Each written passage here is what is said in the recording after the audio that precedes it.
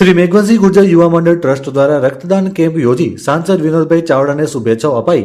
રક્તદાન મહાદાનના સૂત્રને સાર્થક કરતો ભુજનું શ્રી મેઘવંશી ગુર્જર યુવા મંડળ ટ્રસ્ટ દ્વારા કચ્છના લોકપ્રિય સાંસદ અને ગુજરાત પ્રદેશ ભાજપ મહામંત્રી વિનોદભાઈ ચાવડાના જન્મદિવસ નિમિત્તે રક્તદાન કેમ્પનું આયોજન કરવામાં આવ્યું હતું।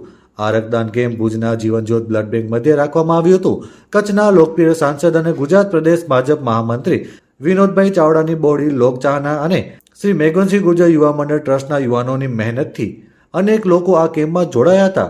રક્તદાન કેમ્પનું સવારે 9 વાગ્યાથી પ્રારંભ કરવામાં આવ્યું હતું। આ પ્રારંભે જ અનેક રક્તદાતાઓ ઉત્સાહભેર જોડાયા હતા અને રક્તના મહત્વને સમજી રક્તદાન કર્યું હતું અને બીજા લોકોને પણ રક્તદાન કરવા પ્રેરિત કર્યા હતા। આ કાર્યક્રમ અંગે કચ્છના લોકપ્રિય સાંસદ અને ગુજરાત પ્રદેશ ભાજપ મહામંત્રી વિનોદભાઈ ચાવડાએ પોતાના જન્મદિવસ નિમિત્તે સમગ્ર કચ્છ, મોરબી અને ગુજરાતમાં થતા કાર્યક્રમો અને સેવા કાર્યો માટે તમામ શુભેચ્છકોનો આભાર માન્યો હતો। આજ સવારથી જ મારા જન્મદિવસ અંતર્ગત અનેક સેવાકીય કાર્યક્રમો ચાલી રહ્યા છે।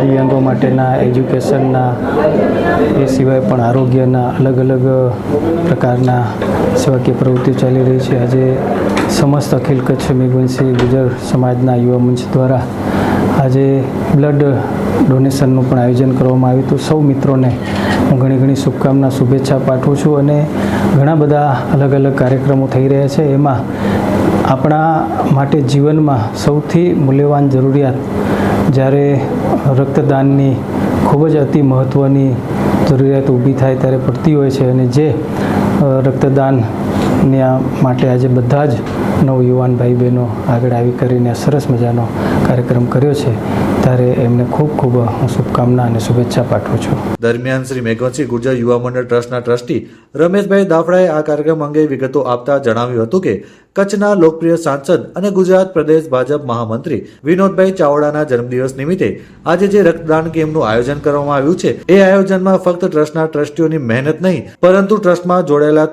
તમામ યુવાનોની મહેનત છે। તેમની મહેનત અને શુભેચ્છાઓ હરમેશ ટ્રસ્ટને મળતી રહે તેવી આશા સાથે આભાર માન્યો હતો।